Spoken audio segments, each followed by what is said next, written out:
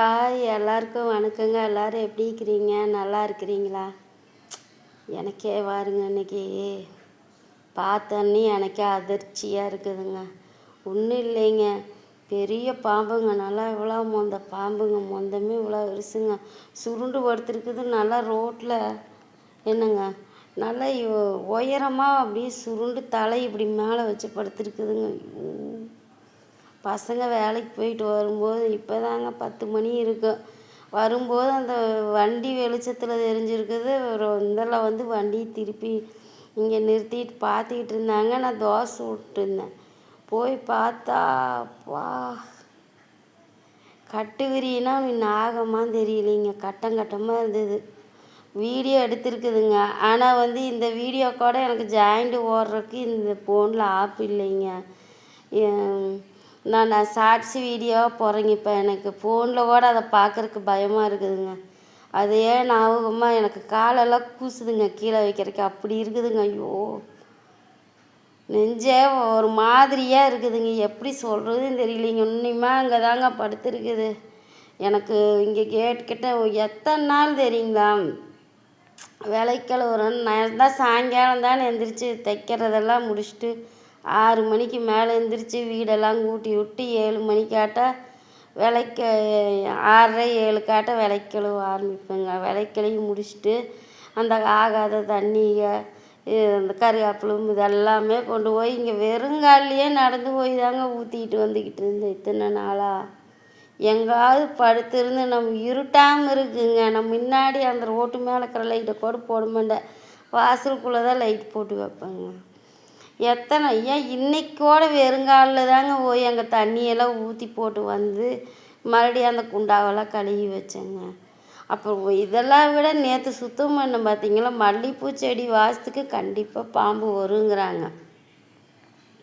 எனக்கே தெரியுங்க. அதனாலேயே தான் நான் சுத்தம் பண்ணணும்.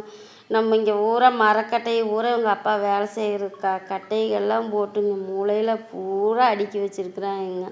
கசன்னு கிடக்குது. அதுக்குள்ளே போய் படுத்துக்கிச்சுன்னா கூட தெரியாதுங்க. நம்ம கேட்டுமே சந்தாக இருக்குது. அந்த சந்தில் ஊந்து வந்தாலே வந்துடலாம். அங்கே ஊரா அப்படி இருக்குதுங்க. அந்த படிக்கட்டு சந்தில் ஊரா கட்டைகளை போட்டு அடுக்கி வச்சுருக்குது. ஆகாத ஜாமனமெல்லாம் போட்டு வச்சுருக்குது குப்பையாட்டா. நான் இந்த பக்கம் போயிங்க வாங்க, இந்த பக்கம் போய் இந்த மல்லிகைப்பூ செடிக்கிட்டையெல்லாம் சுத்தம் பண்ண பார்த்தீங்களா நேற்று பூரா அப்படியே புதராட்டுங்க. அந்த பில்லுகளே நல்லா உயரமாக முளைச்சிருந்தது. அத்தனையும் கொத்தி எடுக்கும்போது மணி 6:30 7 பக்கம் ஆகிப்போச்சு. இருட்டில் ஓடங்க முன்னாடி லைட்டு போட்டுக்கிட்டு உட்காந்து வேலை செஞ்சுட்டு இருந்தேங்க நான். உண்மையாக அதுக்குள்ளாரியெல்லாம் கால் வச்சு தானே எல்லாம் கையில் தானே கொத்தில் வெட்டி விட்டாலும் கையில் தானே எல்லாம் பிடிச்சி தூக்கிட்டு போனோங்க. நான் கொண்டு போய் போட்டு வச்சுருக்கிறேன் பார்த்தீங்களா பில்லுகள்லாம் பிடுங்கி. அதுக்கு நேரத்துமே நடு ரோட்டில் படுத்துருக்குதுங்க பாம்பு. ஐயோ, அதை பார்த்தோன்னே எனக்கே ஐயோ, நேற்று நான் இப்படி போய் அந்த செடிகளையெல்லாம் அவ்வளோ செடி படர்ந்து கிடந்து பார்த்தீங்களா, எல்லாத்தையும் இப்படி தாவி பிடிச்சிக்கிட்டு தான் கயிறு ஓட்டு கட்டணுங்க. அப்போ அந்த செடிகளுக்குள்ளாரையே பாம்பு இருந்துருந்ததுன்னா இங்கே தான் படுத்துட்டு இருந்திருக்கு மாட்டிருக்குது. பையன் சொல்கிறானுங்க, இங்கே தான் மல்லிகைப்பூ செடிக்கிட்ட படுத்துட்டு இருந்திருக்கு, நீ செடியெல்லாம் சுத்தம் பண்ண முடியும், அதுக்கு படுக்கிறக்கு இடம் இல்லைன்னு ரோட்டில் வந்து ஒருத்தருக்குது, நீ வண்ண வேலைது அப்படிங்கிறானுங்க. அப்போ நம்ம வீட்டு வாசலில் வந்து அந்த செடிக்குள்ளே ஒடுத்திருந்தா இவங்கெல்லாம் 4 மணிக்கு எந்திரிச்சு பால் வண்டிக்கு கிளம்புறாங்க. 4 மணிக்கு எந்திரிச்சு போகிறாங்க. அப்படி போனாங்கன்னா எங்காவது வாசப்படியில் வீடு படுத்திருந்து மிதிச்சுட்டா என்னங்க பண்ண முடியும்? ஐயோ, இன்னைக்கு புல்லு சேரவே விட மாட்டேங்க. சுத்தம் பண்ண முடியான்னு ரோட்டில் படுத்துருக்க முடியும் தெரிஞ்சது. இத்தனை நாளாக இதுக்குள்ளே படுத்துட்டு இருந்துருக்கும்ல. இன்னும் இந்த சைடு சுத்தம் பண்ணலைங்க. கண்டிப்பாக சுத்தம் பண்ணிடுவேன் நான். ஐயோ, எனக்கு பசங்களை வச்சு அதை அடிக்கிறதுக்கும் இதாக இருக்குது. பசங்களுக்கு ஏதாவது தோசை முடிச்சிருச்சுன்னா என்னங்க பண்ணுறது? எனக்கு பயமாக இருக்குது. இவங்க அப்பா முழிச்சிட்டு இருந்திருந்தா கூட போய் அடிப்பாங்க. நம்மளுக்கு வந்து எனக்கு பயம். இனி எனக்கும் எங்கள் அப்பாவுக்கும் அடித்து அதனால என்ன தோசை வந்தாலும் ஒன்றும் பிரச்சனை இல்லை. ஆனால் இவங்களாம் வாழ்கிற பசங்க, அதனால் இவங்களையெல்லாம் போய் அடிக்க வேண்டான்ட்டேங்க. அது வாட்டுக்கு படுத்திருக்குதில் விட்டுரு. எங்கள் வீட்டு டிக்கி இருக்கிறான் பாருங்க, இவன் போய் அந்த பாம்பை மோந்து பார்த்துக்கிட்டு நிற்கிறானுங்க. ஐயோ,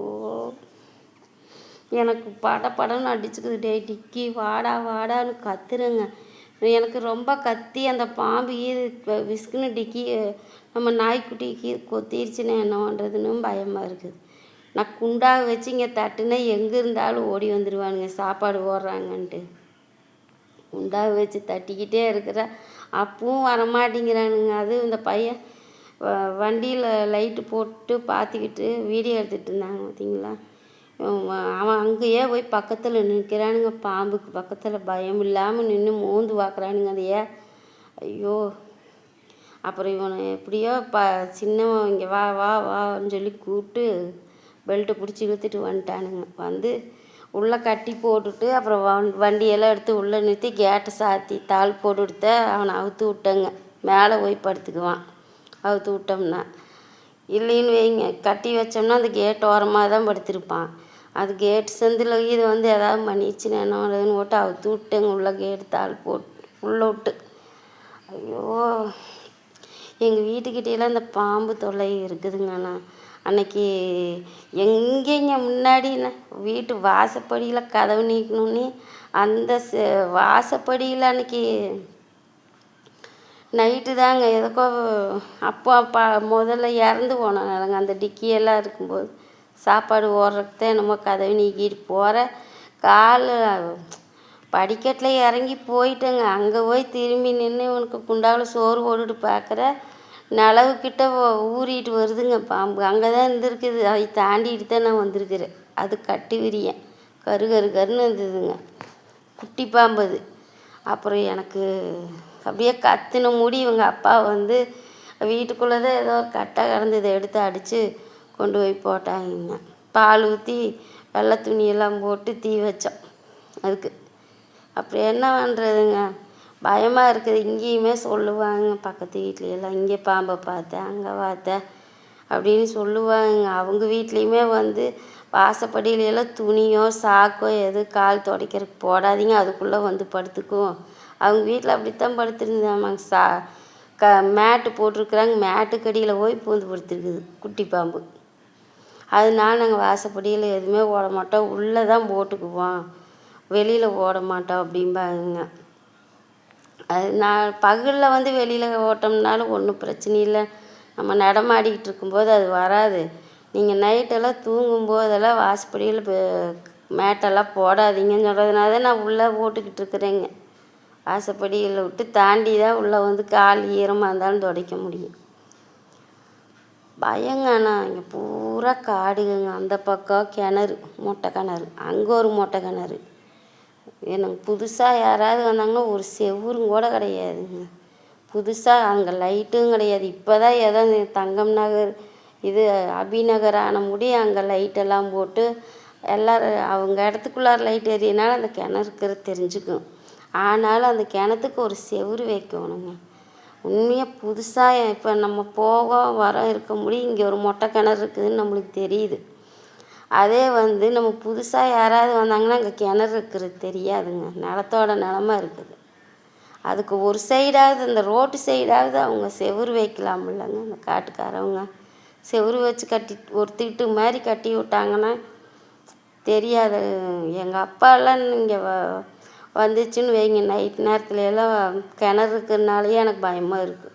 எங்காவது கிணறெல்லாம் வேறு இருக்குது. எங்கள் அப்பாவுக்கு புதுசு தானுங்க தெரியும். இருந்தாலும் எங்கள் அப்பாவுக்கு வந்து இந்த இடம்னு குறிப்பாக பகலில் போனால் தெரியும். கொஞ்சம் கண் வெளிச்சம் கம்மி தானுங்க. பேட்டரி லைட் அடிச்சுக்கிட்டு வரும் மெதுவாக எங்கள் அப்பா. இந்த பக்கம் ஒரு மொட்டை கிணறுங்க. இங்கேயும் பூரா புதர்களாக தான் கிடக்குது. ஏதோ அந்த சைடெல்லாம் புதராக கிடந்ததுங்க.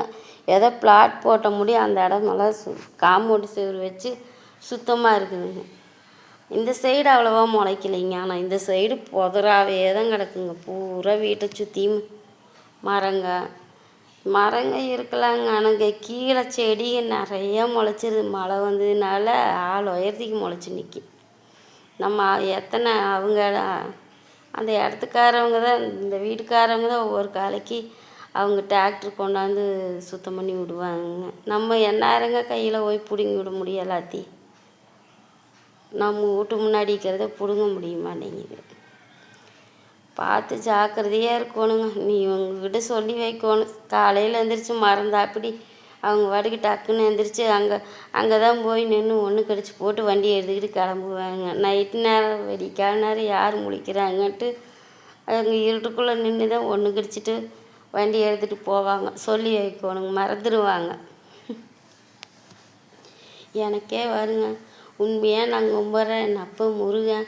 ஒவ்வொரு ஆபத்தும் வர்றது அடுத்த நாள் எனக்கு காமிச்சு கொடுக்குது. ஐயோ நம்ம அந்த இடத்துல போய் நின்று செடியெல்லாம் பிடுங்கணுமே, இந்த புதருக்குள்ளே நின்று இப்போ பார்த்தா அதில் பாம்பு இருக்குதுன்னு பார்க்கும்போது என் அப்பா முருகன் காப்பாற்றி விட்டுருக்குறாரு. நான் கும்பிட்ற சாமியெல்லாம் தான் உண்மையாக அந்த அந்த நான் பாட்டுக்கு அங்கே நின்று நான் செடியில் பிடுங்கிட்டு இருக்கிறேன்.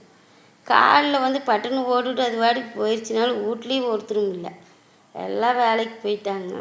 சின்னவன் காலேஜ் போயிட்டு அப்படியே பால் வண்டிக்கு போயிடுவாங்க. பெரியவனுக்கு காலேஜ் முடிஞ்சுது, வேலைக்கு தான் பார்த்துக்கிட்டு இருக்கிறானுங்க. இன்னும் வந்து டிகிரி வரல, இப்போ தான் பரீட்சை முடிஞ்சிருக்குது. இவங்க அப்பா அம்மா வேலைக்கு போயிட்டாங்க, ஒருத்தருமே வீட்டில் இல்லை. இங்கேயும் வந்து இந்த வீட்டில் டீச்சர் அவங்க, அந்த அண்ணன் எல்லாருமே வேலைக்கு போயிடுவாங்க, யாருமே இருக்க மாட்டாங்க. அந்த வீட்டுக்கு தான் போனோன்னா அந்த அண்ணன் வீட்டுக்கு. எனக்கு அந்த அண்ணன் நம்பரும் கூட தெரியாதுங்க. எனக்கு அவங்க நம்பர் 2 பேர் புருஷன் முன்னாடி 2 பேர்த்து நம்பருமே எனக்கு தெரியாது. அவங்கக்கிட்ட போய் சொன்னால் தான் அவங்க என்னை ஆஸ்பத்திரி கூட்டிகிட்டு போவாங்க. நான் இந்த மாதிரி ஏதாவது இப்போ கொட்டிச்சுன்னா அந்த அதைச்சிலி எனக்கு நெஞ்சு வலி வந்துடும். நான் எங்கே எந்திரிச்சு நடக்கிறது? யாருமே இல்லாதப்பெல்லாம் போய் செடிகள்கிட்ட போகக்கூடாதுன்னு முடிவு பண்ணிட்டேங்க. இது ஒரு இது எனக்கு ஆண்டவர் காமிச்சு கொடுத்துருக்குறாரு. இப்பவும் போய் பார்க்கலாம்னு ஆர்வமாகவும் இருக்குதுங்க, பயமாகவும் இருக்குதுங்க. பெருசுங்க, நல்லா நீளமாக இருந்ததுன்னு எங்கள் ரோட்டு நீளத்துக்கு வரும், போகுமாமாங்க. நானும் அந்த பக்கம் பார்த்தேங்க, மாடியில் நின்றுட்டு என்னமோ மேலே என்னமோ துணியை என்னமோ காய போடும்போது பார்த்தா மாடியில் அந்த பக்கம் காடுங்க. அப்போ அந்த பிளாட் போடல, அந்த காட்டுக்குள்ளே ஓடிட்டு அப்படியே இப்போ ஊறிட்டு போயிட்டு இருந்தது. பார்த்தேன், நான் மேலே இருந்துக்கிட்டு பார்த்தேன். அதுலேருந்தே நான் அந்த சைடு ஜன்னலெல்லாம் எந்த ஜன்னலுமே நீக்க மாட்டேங்க. நான் உண்மையாக சொல்கிறேங்க, ஜன்னலே நீக்க மாட்டேன். இந்த ஜன்னலெல்லாம் நான் நீக்கி பார்த்துருக்குறீங்களா? அந்த ரூமில் மட்டும்தான் ஜன்னல் நீக்குவேன். அது நான் அங்கே உட்காந்து பிசிறு வெட்டுறது, சோல்ட்ரு ஓடுறது, ஏதாவது தைக்கிற வேலை இருந்ததுன்னா அங்கே நீக்கி வைப்பேன். ஆனால் இந்த பசங்க நான் நல்லா சாத்திக்கிட்டு போய் படுப்பேன்.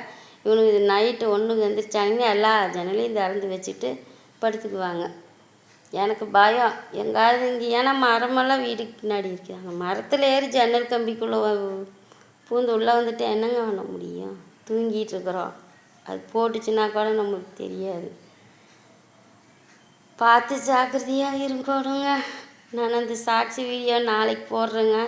அதை திருப்பி இன்னொருக்கா பார்க்குற இது இல்லை. எனக்கு காலெல்லாம் கூசுது. நேற்று அங்கே நின்று வெட்டினதுக்கு இந்த பாம்பை பார்த்தோன்னே ஐயோ அப்படிங்கிற மாதிரி இருக்குதுங்க. ஓகேங்க, நானும் போய் சாப்பிட்லாங்க. தோசை தான் சுட்டு வச்சுருந்தேன், அவங்கெல்லாம் சாப்பிட்டுட்டு படுத்துட்டாங்க, முழிச்சுட்டு தான் இருக்கிறாங்க. நானும் போய் சாப்பிட்றேங்க. சாப்பிட்டுட்டு இன்றைக்கி பூரா 2 கலர் சோல்ட்ரு போட்டு வச்சுட்டேங்க. இன்னைக்கு மிஷினில் அடித்து மறுபடியும் ஒரு தடவை போடணும். நான் இன்னொரு கலரு போடணுங்க, அது ஒரு 2 கட்டு போட்டு வச்சுருக்குறேங்க. இன்னும் கொஞ்சம் இருக்குது. எப்படி நாளைக்கு நாளான்னைக்கு சோல்ட்ரு போட்டு முடிச்சுட்டு அப்புறம் அந்த அண்ணன் எப்போ டஜன் வச்சு விட்றாங்களோ ஞாயிற்றுக்கிழமை லீவு போட்டுக்க வேண்டியதாங்க. லீவ் போட்டு ஜாலியாக எங்கேங்க, அந்த அன்னைக்கு தான் வேலை அதிகம். அந்த அன்னைக்கு தான் கறி குழம்பு ஆக்கணும், காலையில் இட்லி சுடணும், வேலை புழிஞ்சு எடுத்துருவாங்க. ஆனால் என்ன பண்ண முடியுங்க, செஞ்சு தானே ஆகும். நம்மளுக்கு எங்கே லீவும் கிடையாது, சம்பளம் கிடையாது, போனஸும் கிடையாது, மரியாதையும் கிடையாதுங்க. நம்ம லீவ் இல்லாமல் ஒர்க் பண்ணுற நம்மளை ஒரு மனுஷியாக மதிக்க மாட்டேங்கிறாங்க. ஆனால் கவர்மெண்ட்டில் நம்மளுக்காக ஒரு உதவித்தொகை கொடுக்குறாங்க. அவங்க கூட நம்ம வர்ற கஷ்டத்தை பார்த்து வீட்டில் இருக்கிற ஜென்மங்க ஒருத்தரும் கொடுக்க மாட்டாங்க. பாய்ங்க.